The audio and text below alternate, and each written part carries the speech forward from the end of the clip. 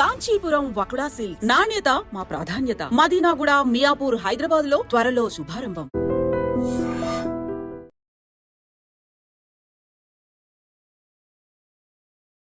అందరికీ నమస్కారం. నేను Swaroopa Potlapalli. Welcome to trending topic.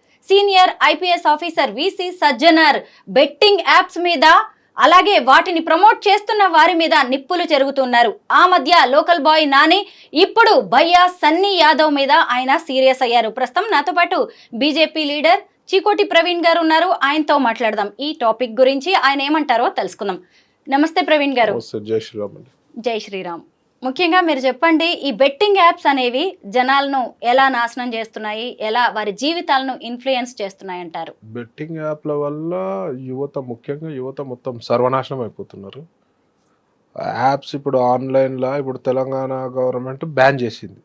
అయినా కూడా వీళ్ళు విపిఎన్ సెట్టింగ్స్లోకి పోయి సమ్ చేంజెస్ చేస్తారు. టెక్నికల్గా నాకు కూడా అబౌట్స్ తెలియదు, చేసి ఇక్కడ నుంచి ఆడడం జరుగుతుంది. సో వాడికి 100 రూపాయలు ఉంటే 100 రూపాయలు డౌన్ అప్లోడ్ చేస్తాడు. డైరెక్ట్ బ్యాంక్ సిస్టమ్, మనం బ్యాంకులో ఇవ్వచ్చు, బ్యాంక్ వెళ్ళి విత్డ్రా చేసుకోవచ్చు. సో వాడు ఏ కేటగిరీ అని కాదు, అన్ని కేటగిరీలు లీస్ట్ నుంచి డైలీ వేతనం అంటే కూలీ నుంచి తీసుకొని కోట్ల రూపాయల వరకు జరుగుతుందండి. సో దానివల్ల జీవితాలు మొత్తం నాశనం. గవర్నమెంట్కి రెవెన్యూ, మనీ లాండరింగ్ లాంటి హవాలాలు ఇట్లాంటివన్నీ కూడా ఇల్లీగల్ కార్యక్రమాలు జరుగుతాయి. ఈ డబ్బు మళ్ళీ మీద పోయి ఎక్కడికి పోతుందో మరి, దానివల్ల టెర్రరిస్టుల ఇన్వాల్వ్మెంట్ కూడా ఉండొచ్చు. సో ఒక లేయర్స్గా పైకి వెళ్తుంది డబ్బు. సో దానివల్ల రేపు ఇండియాలో ఎట్లాంటి అసాంఘిక కార్యక్రమాలకు కూడా ఆ డబ్బు ఉపయోగపడుతుంది. సో ఇది రూట్ లెవెల్లో కట్ చేసుకుంటూ రావాలి. రూట్ లెవెల్లో కట్ చేయాలంటే అంత ఈజీ కాదు. దీనికి సపరేట్ పోలీసింగ్ వ్యవస్థ ఉండాలి, గట్టి చట్టాలు, పీడీ యాక్ట్ లాంటివి అమలు చేసే పరిస్థితి ఉండాలి. ఇక్కడ పీడీ యాక్ట్ చేస్తారని చెప్పి ఈ బేస్ అంతా కూడా దుబాయ్లో పోయి సెటిల్ అవుతున్నారు. వాడు దుబాయ్లో సెటిల్ అయ్యి అక్కడ నుంచి ఆపరేట్ చేస్తారు. సో ఏది ఆపరేట్ చేసినా మాన్యువల్ ఆపరేషనే ఉంటుంది, లేదా అడ్వర్టైజ్మెంట్స్, ఇప్పుడు టెలిగ్రామ్స్లో ఇవన్నీ ఉన్నాయి. ఈ టెలిగ్రామ్ లాంటి యాప్లలో బాగా ప్రమోషన్స్ చేస్తారు. సో వాటిపై గట్టి నిఘా పెట్టాల్సిన అవసరం మన ఇంటెలిజెన్స్ పై ఉంది. లేకపోతే మాత్రం రేపు డ్రగ్స్ ఎంత డేంజరో ఇది కూడా అంత danger. This sort of gambling వాడు టిప్స్ మీద ఉంటుంది కదా. వాడు ఎక్కడైనా కూర్చొని ఆడొచ్చు, వాడు ఇంట్లో తెలియకుండా బాత్రూంలో కూర్చొని కూడా వాడు ఆడుతున్నాడు, డబ్బులు బుడగొడుతున్నారు. దీనివల్ల ఇండైరెక్ట్గా ఇంట్లో దొంగతనాలు చేస్తారు పిల్లలు, ఇండైరెక్ట్గా బయట కూడా దొంగతనాలు చేయొచ్చు, చెడు వ్యసనాలకు పోవచ్చు, ఇంకేదైనా. ఎందుకంటే ఇప్పుడు డబ్బు అంత స్పీడ్గా బుడగొట్టిన డబ్బు రికవరీ చేసే చక్కర్లో యూత్ బాగా ఎనర్జెటిక్గా ఉంటారు. సో ఆవేశం ఎక్కువ ఉంటుంది యూత్లో. సో వాడు దాని ఎఫెక్ట్స్ ఏంది, బ్యాక్ ఏమైనా చేస్తే తప్ప ఆలోచించలేని పరిస్థితిలో కూడా ఉంటారు. దానివల్ల ఆత్మహత్యలు అవుతున్నాయి. దానివల్ల వేరే వారిపై కూడా మీకు హత్యాయత్నాలు జరగవచ్చు, దొంగతనాలు జరగవచ్చు. సో ఆ ఒక్క దానివల్ల సమాజం చాలా ప్రాబ్లం అవుతుంది. ఇప్పుడంతా కూడా సెల్ ఫోన్లలోనే జరిగిపోతున్నాయి. ముఖ్యంగా బెట్టింగ్ కట్టడాలు కావచ్చు, ఆన్లైన్ ట్రాన్సాక్షన్స్ అన్నీ కూడా చీటింగ్ అయినా కానీ పోలీసుల వరకు వెళ్లే పరిస్థితి కూడా లేదు. దాంతోనే చాలా మంది సూసైడ్ చేసుకుంటున్నారు. ఆల్రెడీ ఈ ఫోన్ల వల్ల ఎంతో మంది చీటింగ్ అవుతారు. స్కామ్లలో వాడి ఓటీపీలు షేర్ చేసి, ఓటీపీల లింకులు టచ్ చేసి అవే. ఇది ఇంకో రకం ఇది.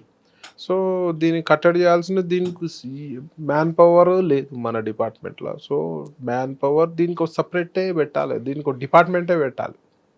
సో ఇది ఇక్కడ నుంచి కాదు, ఇండియా లెవెల్లో చేస్తేనే అవుతుంది. ఇది దీనిపై ఈడీ కూడా నిఘా పెట్టాలి, సిబిఐ లాంటి సంస్థలు కూడా, దర్యాప్తు సంస్థలు కూడా నిఘా పెడితేనే ఇప్పటి నుంచి చేస్తే కొన్నేళ్ళకి కంట్రోల్కి వస్తుంది. లేకపోతే దీనికి ఆపెట్టోడే లేడు. నిజంగా బెట్టింగ్ యాప్స్ వల్ల ఎంత నష్టం జరుగుతుందో పోలీస్ ఆఫీసర్గా సజ్జనార్ గారికి తెలుసు కాబట్టే ఆయన దీన్ని చాలా సీరియస్ గా తీసుకున్నారు. గతంలో లోకల్ బాయ్ నాని అనే అబ్బాయి కూడా ఇలాగే బెట్టింగ్ యాప్స్ ని ప్రమోట్ చేస్తుంటే చాలా సీరియస్ అయ్యారు. ఎవరైనా ఇన్ఫ్లుయెన్సర్స్ ఇట్లాంటి యాప్స్ ఇన్ఫ్లుయెన్సర్స్ గా వాళ్ళు ప్రమోట్ చేస్తే ఫస్ట్ వాళ్ళపై కేసులు పెట్టి లోపలేయాలి. మళ్ళీ కూడా ఇన్ఫ్లుయెన్సర్ రానికి భయపడాలి. భయ్యా సన్నీ యాదవ్ కూడా ఇలాగే చేస్తుంటే ఆయన సూర్యాపేట పోలీసులకి వాళ్ళకి చెప్పడంతో కేసు కూడా ఎవరైనా సరే ఇర్రెస్పెక్టివ్ ఆఫ్ దిస్ పొజిషన్ ఎవరినైనా సరే ఇన్ఫ్లుయెన్సర్స్ ఎవరన్నా ఇట్లాంటి యాప్లలో ఇన్ఫ్లుయెన్స్ చేసి జనాలని యూత్ని ఈ రూట్లో తీసుకొచ్చే ప్రయత్నం చేసి పబ్లిసిటీ ఇస్తే వాళ్ళపై గట్టి చట్టాలు అమలు చేయాలి. నెక్స్ట్ ఈ రూట్ల వల్ల ఇది కట్ చేయకపోతే మాత్రం రేపు ఇది కరోనా వైరస్ కంటే ప్రమాదకరమే. నిజమే మీరన్నది. ఎందుకంటే ఈ సోషల్ మీడియా ఇన్ఫ్లుయెన్సర్స్ అనే వాళ్ళు బాధ్యత మర్చిపోతున్నారు. మేము ఏం చేసినా జనం నమ్ముతారు, మమ్మల్ని ఫాలో అయిపోతూ ఉంటారు, మాకు డబ్బులు వస్తాయి, ఎవరు ఏమైపోతే మాకేంటి అనుకుంటున్నారు పరిస్థితులు ఉంటారు. అలాంటి వాళ్ళ మీద సజ్జనార్ గారు దీంట్లో గ్రూప్స్ చాలా గ్రూప్స్ ఉన్నాయి. ఇన్స్టాగ్రామ్ లాంటి ఇన్స్టాగ్రామ్లో కూడా ఉన్నట్టున్నాయి, టెలిగ్రామ్ లాంటి వాట్సాప్లో గ్రూప్స్ ఉండి చాలా ప్రమోట్ చేస్తున్నారు అండర్ గ్రౌండ్ లెవెల్లో. సో దానిపై నిఘా పెట్టాలి. నిఘా పెడితే పోలీసులు అనుకుంటే అవుతుంది, కొంచెం వరకు కట్టడి చేయొచ్చు. అందుకే కదా ఈరోజు సజ్జనార్ గారు రెస్పాండ్ అవ్వగానే అందరూ ఎక్కడికక్కడ సెటరైట్ అవ్వాల్సిన పరిస్థితి వచ్చింది. 100% సోషల్ మీడియా ఇన్ఫ్లుయెన్సర్స్ ఆయన కూడా ఇప్పుడు వాళ్ళకి కౌంటర్ గా ఇంకో ఇన్ఫ్లుయెన్సర్ ని తీసుకొచ్చి మరి క్యాంపెయిన్ చేయిస్తూ ఉన్నారు. మీరు కూడా చూసుంటారు, ప్రపంచ యాత్రికుడు అన్వేష్ అని చెప్పి అతనితో క్యాంపెయిన్ చేయిస్తూ ఉన్నారు. దీని మీద మీ అభిప్రాయం ఏంటి? క్యాంపెయిన్ అంటే ఇన్ఫ్లుయెన్సర్స్ ఎవరున్నా సరే సెల్ఫ్ రెస్పాన్సిబిలిటీ ఉండాలి. ఇప్పుడు మా గోవాలో కసినోస్ ఉన్నాయి, అక్కడ కూడా లిమిట్ దాటితే ప్రమాదమే. ఇప్పుడు ఇవైతే ఇల్లీగల్, కంప్లీట్ మా లీగల్, ఇవన్నీ కంప్లీట్గా ఇల్లీగల్. ప్లస్ ఇది ఉన్న చోట ఇప్పుడు గోవాకు పోయినాడు వన్ డేనో 2 డేసో 3 డేసో పోయి సరదాగా వస్తారు. కానీ ఇది 24/7 మన చేతిలో నిద్ర లేకుండా కూడా ఆహారం లేకుండా కూడా ఒకటే పిచ్చి పట్టినట్టు ఆడుతుంటారు. నేను ఇంతమంది ఇంటర్వ్యూలో చెప్పిన గ్యామ్లింగ్ ఆడినోడు చరిత్రలో ఎవడు బాగుపడలే, ఆడినోడు ఎవడు కూడా బాగుపడలే. సో దాని జోలికి పోవద్దు, ఏదో ఫన్గా పెట్టుకోవాలి, సరదాగా పెట్టుకోవాలి తప్పించి ప్రొఫెషనల్ గ్యామ్లింగ్ చేస్తే అవుట్. అట్లాంటిది ఇట్లాంటి యాప్లల్లో ఇప్పుడు మాన్యువల్గా మా కసినోస్లోనే విన్నింగ్ రేషియో తక్కువ, మన ముందు జరిగే గేమ్లోనే విన్నింగ్ రేషియో తక్కువ. ఇవాళ ఏఐ నడుస్తుంది, మొత్తం ఆర్టిఫిషియల్ ఇంటెలిజెన్స్ నడుస్తున్న ప్రపంచంలో నువ్వు పోయి ఫోన్లలో పోయి గెలవగలుగుతావా? గెలవనికి వాడు ఆప్షన్ ఇస్తాడా? సో మీరు ప్రజలు ఆలోచించాలి, ఏం బుద్ధి లేని పని చేస్తున్నామని చెప్పి. హార్డ్లీ వాడు 5%, 5 కూడా 2-3% విన్నింగ్ రేషియో ఉండదు. మొత్తం చీటింగ్ యాప్సే ఎక్కువ ఉంటాయి అందులో. సో ముంగట జరిగేదంటేనే నీకు విన్నింగ్ రేషియో లేదు, ఈ ఆన్లైన్లో జరిగే దాంట్లో మీకు ఎక్కడి నుంచి విన్నింగ్ రేషియో ఉంటుందండి? Everything is artificial intelligence. వాడు ఏం చీట్ చేసినా you can't go and fight also కదా. మీరు చీట్ చేసినా కూడా మీరు పోయి ఫైట్ చేయలేరు కదా. నాకు చాలామంది చెప్పినారు అక్కడెక్కడో 2-3 గెలిస్తే కూడా వాళ్ళకి డబ్బులు రాలేదని చెప్పి. ఎవరితోటి కొట్లాడాలన్నా డబ్బులు పోయినాయి అని చెప్పి. గెలవకోసారి గెలిచినాము డబ్బులు పోయినాయి అని చెప్పి. So you have to be very careful. ఇవన్నీ అనవసర్లీ, ఇవన్నీ సైనైడ్, ఇవన్నీ పాయిజన్ కాదు, ఇది సైనైడ్. ఇది మీరు ఒక బీజేపీ లీడర్, హిందూ ధర్మ పరిరక్షకులు, సనాతన ధర్మాన్ని అనుసరిస్తూ ఉంటారు, ఎంతో స్వచ్ఛంద సేవ కూడా చేస్తూ ఉంటారు, పెట్ లవర్. ఇంత ట్రాక్ రికార్డ్ మీకున్నా గానీ చికోటి ప్రవీణ్ అనే ఒక పేరెత్తగానే ముందుగా క్యాసినో కింగ్ అని అంటూ ఉంటారు. దీన్ని మీరు ఎలా తీసుకుంటారు? ఎలివేట్ అక్కడ నుంచి అయింది కదా, ఈడీ రైట్స్ నుంచి నేను ఎలివేట్ అయినా కదా. సో కొంచెం మరక ఉంటుంది కొంచెం అది. So what ever I'm doing is a legal business. So అందులో పర్మిషన్స్ తోటి, గవర్నమెంట్ పర్మిషన్స్ తోటి లీగల్గా ఉన్న బిజినెస్. బట్ కొంచెం మరక ఉంటుంది కదా. సో అదే నేను అవన్నీ కేర్ చేయను. ఎండ్ ఆఫ్ ది డే నాకు హిందుత్వం ముఖ్యం, గో సంరక్షణ ముఖ్యం, ప్రకృతి సంరక్షణ ముఖ్యం, జీవాల సంరక్షణ ముఖ్యం. మనం ఎవరైనా ఇబ్బందులు అంటే చాతనైనంత మన లిమిట్లో హెల్ప్ చేద్దాం. సో మన కాన్సెప్ట్ అది.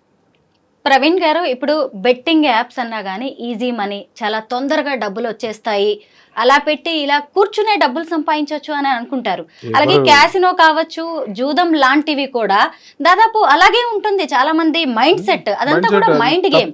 తప్పది, చాలా తప్పది. కూర్చుంటే ఈజీగా ఏం మనీ రాదు. ఈజీగా వచ్చేది ఉంటే అందరు అదే పని చేస్తారు కదా, ఎవడు కష్టపడ్డు కదా.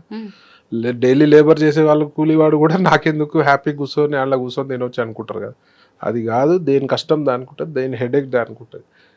ఈజీ మనీ పోయి నేను గ్యామ్లింగ్ చేసి రేసులు ఆడి, పేకాట ఆడి, క్యాసినోలు ఆడి, ఆన్లైన్ గేమింగ్లు ఆడి నేను గెలుస్తా అనేది మాత్రం భ్రమ. ఒక్కసారి గెలిస్తే 100 సార్లు ఓడిపోతారు, విన్నింగ్ రేషియో ఉండదు. సో దాని జోలికి పోకపోతే యూత్ బాగుంటుంది. ఇది డ్రగ్స్ లెక్క మహమ్మారి, ఇది కూడా అడిక్షన్, విపరీతమైన అడిక్షన్. సో దాని జోలికే పోవద్దు మీరు ఎవరు కూడా. యూత్కి అదే చెప్తా, ఎక్కడ కూడా గ్యామ్లింగ్, డ్రగ్స్, గంజాయి జోలికే వెళ్ళకుండా అని చెప్తాను. చికోటి ప్రవీణ్ గారు జీవితంలో ఎన్నో ఒడిదుడుకులు ఎదుర్కొన్నారు, కష్టపడి బిజినెస్లు చేశారు, అక్కడ నష్టాలు చూశారు, సినిమాల్లో నటించారు, సినిమా నిర్మాతగా మారారు. నేను ఎప్పుడు అయినా సరే సినిమా నిర్మాతగా ఎప్పుడు చేయలేను. లేదా సినిమాలతో అయితే మీకు మంచి రిలేషన్ ఉంది, అయినా సరే అక్కడ సక్సెస్ అవ్వలేకపోయారు. అంటే అది ప్యాషన్ గా నాకు ఆఫర్ వస్తే చేసిన, నేను పోయి ట్రై చేసింది కాదు. విత్ ఇన్ సర్కిల్ లో ఒక సినిమాలో మెయిన్ విలన్ చేసి, ఇంకో సినిమాలో సెకండ్ థర్డ్ విలన్ చేసినాం తప్పించి సరదాగా. తప్పించి I never tried for a movies. ఎప్పుడు కూడా నేను యాక్టింగ్ చేస్తాను కూడా నేను ఎప్పుడు కూడా ట్రై చేయలేదు. ఇట్లా పోతుంటే ఆఫర్ వచ్చింది అంతే. ఈరోజు చికోటి ప్రవీణ్ అనే వ్యక్తి ఇంత పవర్ఫుల్ వ్యక్తిగా, ఇలా సక్సెస్ఫుల్ వ్యక్తిగా, ఈరోజు ఆయన విజయగాథలు కూడా నలుగురు చెప్పుకునేలా ఈ పరిస్థితికి మీరు వచ్చారు. లేదు అంటే సెలబ్రిటీస్ కూడా మీతో ఫొటోస్ దిగే రేంజ్కి మీరు వచ్చారు అంటే దాని వెనుక కారణం ఏంటంటారు? కారణం అంటే ఎథిక్స్. ఎథికల్గా ఫస్ట్ ఎథికల్గా ఉంటాము. సెకండ్ భగవంతుని నమ్ముతాం, ఎవరికి అన్యాయం చేయొద్దు. Being in to gambling field నేను ఇంటర్వ్యూస్లో చెప్పాను, రాకుండా బాబు మీరు ఆడకుండా, నాకు డబ్బులు వచ్చి మీరు ఆడిపోయి బాధపడవద్దు, సరదాగా ఎప్పుడన్నా వస్తే రండి తప్పించి. ఈవెన్ నా ఫ్రెండ్ సర్కిల్ కూడా ఒకటే చెప్తా. ఓ ఫ్రెండ్ ఒకసారి ఫోన్ చేసి నన్ను అడిగినాడు, నాకు ఫుల్ లక్ నడుస్తుందిరా, కసినోకి వస్తా,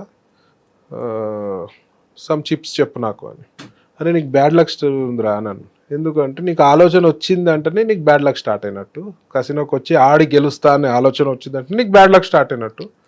సో ఈ డబ్బులో వచ్చి గ్యాంబ్లింగ్ ఆడతా అని మాత్రం రావద్దు. వస్తావా, తిను, తాగి ఎల్లు, ఎంజాయ్ చేయి. సో ప్రొఫెషనల్ గ్యాంబ్లర్స్ ఇప్పుడు మీరున్నారు, గోవా వెళ్తారు సరదాగా, 10,000 డబ్బులు పెట్టి ఆడి పోయినా బాధ లేదు. ఒక ట్రిప్కి వచ్చినాయా పోయినాయా సరదా 1-2 అవర్స్ ఎంజాయ్ చేసినామని 10 లక్షలు పోతాయి, 1 కోటి పోతాయి, 2 కోట్లు పోతాయి, 3 కోట్లు పోతాయి, జీవితాలే పోతాయి. సో దీని ఇంకా 150 అబద్ధాలు ఆడాలి, మళ్ళీ ఈ డబ్బులు కవర్ చేయడానికి మళ్ళీ ఏదో వర్క్ చేయాలి. ఇప్పుడు ఇంట్లో 100,000 కోట్లు ఉన్న వాళ్ళు ఎంతమంది ఉంటారు? సో ఇంకోటి గ్యాంబ్లింగ్లో ఎన్నైనా సరిపోవు మీకు. కొండలు పోతాయి, అరిగిపోతాయి, హిమాలయాలు కూడా పోతాయి. సో గ్యాంబ్లింగ్ అనేది నిప్పుతో చెలగాటం లెక్క. సో చాలా జాగ్రత్తగా ఉండాలి. సరదాగా తీసుకుంటే ఏం కాదు. ప్రొఫెషనల్లో అయితే once you are professional you are out. నేను కూడా ఒక టూరిస్ట్గా గోవా వెళ్ళాను, బిగ్ డాడీ క్యాసినో చూశాను, క్రూజ్ క్యాసినో చూశాను. అసలు అదొక ప్రపంచం అంతే, డిఫరెంట్ ప్రపంచం. ఆ ప్రపంచం కోసం పదే పదే జనం వస్తూ ఉంటారు. అక్కడికి వచ్చి లాభం పడిన వాళ్ళకంటే నష్టపోయే వాళ్ళు కూడా చాలా మందే ఉంటారు. గోవా లాంటి క్యాసినోలో 10-12-15% విన్నింగ్ రేషియో ఉంటుంది. అలాంటి వాళ్ళకి మీరు ఏం చెప్తూ ఉంటారు? చాలా మంది చాలా డబ్బుతో వచ్చేసి వెళ్ళే వాళ్ళు ఉంటారు కదా. మీ ఇంట్లో 10 లక్షలు ఉంటే 10,000 20,000 ఆడురా బాబు అని చెప్తారు. Just time pass. కానీ ఇన్నరుగా దట్స్ వై ఇట్స్ కాల్డ్ వ్యసనం. నిజమే. మేము కూడా డబ్బులు చాలా కూడగొట్టుకున్నాం. వాడి చాలా విపరీతం డబ్బులు కూడా మాకు చెప్పేవాళ్ళు లేరు. ఇప్పుడు నేనే చెప్తున్నా, ఎంతమందికి చెప్తున్నా వద్దురా బాబు అని. బీయింగ్ ఏంటో ఐఎమ్ ఆపరేటర్, నేను బిజినెస్ చేసుకుంటే చెప్తున్నా అంటే మీరు అర్థం చేసుకో. ఎవరు చెప్పరు కదా. That is Chikoti Praveen. ఎవరు అయితే రండి ఏం కాదు రండి అంటారు. ఓపెన్గా చెప్తున్నా, ఎవడు చరిత్రలో గ్యాంబ్లింగ్ ఆడినాడు ఎవడు బాగుపడలే.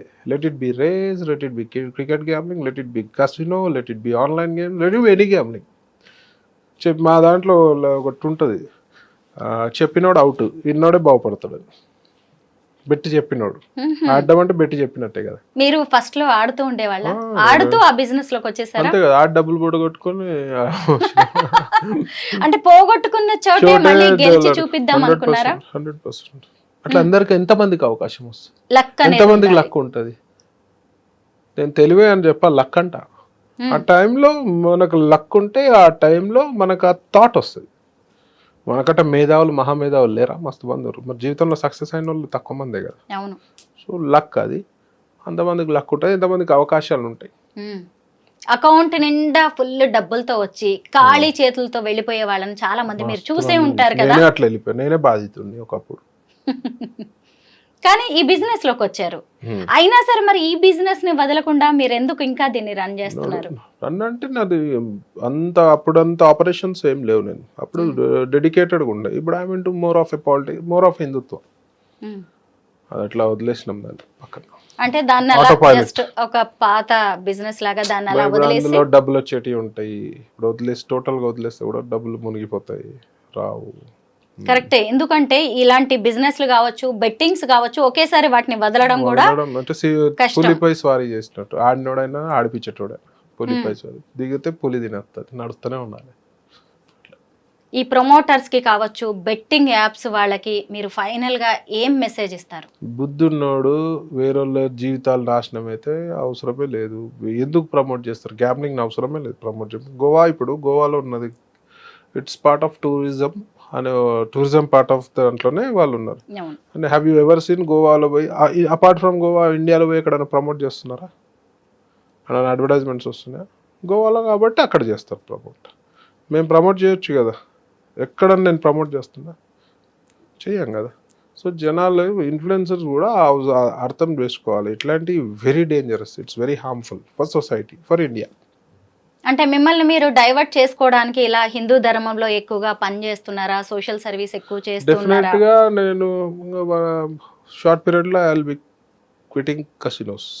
ఓ, వదిలేస్తారు పూర్తి స్థాయిలో? పూర్తి స్థాయిలో వదిలేస్తాం. So more of Hindutva, more of cow, more of BJP. బీజేపీకి బీయింగ్ లీగల్ అండి, మాది ఇల్లీగల్ బిజినెస్ కాదు, మాది legal. We are tax payers, we are పెద్ద లైసెన్స్ ఫీజు కడతాం, వీఆర్ గివింగ్ ఎంప్లాయ్మెంట్. మాకు 1850 ఎంప్లాయీస్ ఉన్నారు. Direct employment, indirect employment, hotels, flights, హోటల్స్లో పనిచేసే వాళ్ళకి ఎంప్లాయ్మెంట్, ఫ్లైట్లో పనిచేసే వాళ్ళకి ట్రాన్స్పోర్ట్, అక్కడ tourism, so many indirect restaurants, ఎంతోమందికి జీవనోపాధి. Casinos also indirect. ఆన్లైన్ అట్లా కాదు, ఒకడే అంటే టెక్నికల్ టీం ఉంటుంది. ఇకపై భవిష్యత్తులో పూర్తి స్థాయిలో బీజేపీకి అంకితం కాబోతున్నారా? ఆల్మోస్ట్ ఇప్పుడే జీవితం అంకితం హిందుత్వానికి, ఫస్ట్, సెకండ్ బీజేపీ అనుకో. తెలంగాణలో ఇప్పుడు మంచిగా కనిపిస్తుంది జోష్, తెలంగాణలో మంచి బీజేపీకి జోష్, మంచి మా ఎమ్మెల్సీలు గెలిచినారు, మంచి శుభ పరిణామం. ప్రజలు కూడా 10 ఏళ్ళు బీఆర్ఎస్కి అవకాశం ఇచ్చి స్కీములు చూడలే, స్కాములు చూసినారు. కాంగ్రెస్ అయితే 1.5 yearలోనే వాళ్ళ అవకాశం చూపించేసారు, వాళ్ళ బుద్ధి గుణం అన్ని ఇచ్చినా కూడా ప్రభుత్వము కాంగ్రెస్ పై ప్రేమతోటి వచ్చింది కాదు, బీఆర్ఎస్ పై ప్రేమతో కోపంతో కాంగ్రెస్ కొట్టేసిన. వాళ్ళకి ట్రూ కలర్స్ అన్నీ చూస్తారు, స్కీమ్స్, ప్రజల పట్ల ఎంత చిత్తశుద్ధి ఉంది, వాళ్ళకి ఎంత చిత్తశుద్ధి ఉంది, అభివృద్ధి ఏం జరుగుతుంది. ఇప్పుడు అభివృద్ధి ఏం జరుగుతలేదు తెలంగాణ, వాళ్ళ ఆస్తులే అభివృద్ధి జరుగుతుంది, వాళ్ళ అంతస్తులే అభివృద్ధి జరుగుతుంది, కాంగ్రెస్ నాయకులే. కమిషన్ల అభివృద్ధి జరుగుతుంది, తెలంగాణ మొత్తం కమిషన్ల చుట్టూ జరుగుతుంది, కమిషన్ రాజకీయాలు నడుస్తున్నాయి, ప్రతి దాంట్లో కమిషన్. సో ప్రజలందరూ ఆల్మోస్ట్ ఇప్పుడు వెరీ షార్ట్ పీరియడ్లో అర్థమైపోయింది, రైతులకు అర్థమైపోయింది, నిరుద్యోగులకు అర్థమైపోయింది, మామూలు సామాన్య ప్రజానికానికి అర్థమైపోయింది, ప్రతి ఒక్కరికి అర్థమైపోయింది, రియల్ ఎస్టేట్ వాళ్ళకి అర్థమైంది, కాంట్రాక్టర్లకు అర్థమైంది. ఇది ఈ ప్రజలు ఈ రకంగా చెందిన వాళ్ళు అంటూ ఏం లేదు, ప్రతి ఒక్కరికి అర్థమైంది తెలంగాణ. సో ఎందుకు వేసినాం రా ఓటన్ని ఎత్తి కొట్టుకుంటారు. వాళ్ళ పాలన అట్లా 7 లక్షల కోట్లు అప్పు చేసి మంచిగా వాళ్ళ ఆస్తులు నింపుకొని బీఆర్ఎస్ వాళ్ళు వేరు, వీళ్ళు 1.5 years వీళ్ళ పని వీళ్ళు చేసారు. ఇప్పుడు ఆప్షన్ ఏముంది ప్రజలకి? మంచి చేసేది అని ఉండే సెంట్రల్ గవర్నమెంట్లో స్కీమ్ల ప్రభుత్వం, స్కామ్ల ప్రభుత్వం కాదు మా సెంట్రల్ గవర్నమెంట్. సో డెఫినెట్గా డబుల్ ఇంజన్ సర్కార్ రావాలని ప్రజలలో డెఫినెట్గా ఒక ఫీల్ వచ్చింది. ప్లస్ ఒక ఆపర్చునిటీ, ఇప్పుడు తెలంగాణలో ఎప్పుడు మనము బీజేపీ రాలే కాబట్టి ఒక ఆపర్చునిటీ ఇవ్వాలని చెప్పి ఫీల్ వచ్చింది, ముఖ్యంగా హిందువులల్లో. క్యాసినో కింగ్ గా మీరు ఒక రేంజ్ కి వెళ్ళిపోయారు. అయితే డబ్బులు ఉన్నాయి కాబట్టే మీరు రాజకీయాల్లోకి వచ్చారా, లేదు అంటే హిందూ ధర్మ పరిరక్షకులు లేదంటే సనాతన ధర్మాన్ని ఇష్టపడే వ్యక్తి కాబట్టే మీరు బీజేపీలోకి వచ్చారా? 100% నేను ఫస్ట్ నుంచి హిందుత్వవాది. నా మూలాలన్నీ కూడా ఓల్డ్ సిటీ నుంచి, నేను పెరిగిన ఏరియా అంతా ఓల్డ్ సిటీ. సో నేను అక్కడ వాళ్ళ దౌర్జన్యాలు, వాళ్ళ ఏషాలు అన్నీ అనుభవించిన కాబట్టి మనసులో ఒక గట్టి హిందుత్వ భావం ఏర్పడ్డది. ప్లస్ నేను గుడి చైర్మన్, ఒక గుడికి వైస్ చైర్మన్, ఫస్ట్ నుంచి గో సేవకుడిని, జంతువుల సేవకుడిని. ఒక హిందువు, ఒక ప్యూర్ కట్టర్ హిందువు అయితేనే గోవుని, జంతువుని, ప్రకృతిని, నీళ్ళని, నదిని, ఆకాశంని, గుట్టల్ని, చెట్లని ప్రేమిస్తాడు. మామూలుడు వేరే మతంలలో ఉండదు అట్లా. హిందువు అయితేనే చేస్తాడు, పూజిస్తాడు, ప్రేమిస్తాడు. సో సో డెఫినెట్గా నేను కట్టర్ హిందూ, నాకు ఒక ఫీల్ ఉంటుంది. ఆల్రెడీ ఓల్డ్ సిటీలో కొన్ని సంఘటనలు మా మదిలో ఉంటాయి, చిన్నప్పటి నుంచి జరిగిన సంఘటనలు, ఫీలింగ్లు, కర్ఫ్యూలు చూసినాము, వాళ్ళ దాడులు, వాళ్ళ అన్యాయాలు చూసినాము కాబట్టి, ఎంఐఎం పాలన ఇవన్నీ చూసినాం కాబట్టి కొంచెం డెఫినెట్గా ఇంకా కట్టర్ హిందూగా అవుతాం. ఆ ఒక్క కారణం చేతనే నేను బీజేపీలో రావడం జరిగింది. ఎందుకంటే దేశంలో ధర్మాన్ని కానీ హిందుత్వాన్ని కాపాడగలిగిన పార్టీ ఏదైనా ఉందంటే డెఫినెట్గా బీజేపీ పార్టీ. ఇక కాంగ్రెస్ వాళ్ళు అయితే టోటల్గా ఇప్పుడు వాళ్ళు బిజీ, వాళ్ళకి రంజాన్ ఇప్పుడు, కాంగ్రెస్ వాళ్ళకి ఇప్పుడు రంజాన్, కాంగ్రెస్ వాళ్ళకి రంజాన్ ఈ టోపీలు పెట్టుకొని వెళ్తారు, ఇప్పుడు ఇఫ్తార్ విందులోకి వెళ్తారు. సిగ్గుశరం లేదు. గుళ్ళలో రారా, గుళ్ళపై దాడులు జరుగుతూ ఒక ఎంపీ ఒక మినిస్టరు వచ్చి పరామర్శించేది లేదు. వేరే మతాలలో దాడిలా హిందువులు గాయపడుతూ వచ్చే పరిస్థితి లేరు. ఓవైసీ సంకలనాకానికి మాత్రం పోతారు.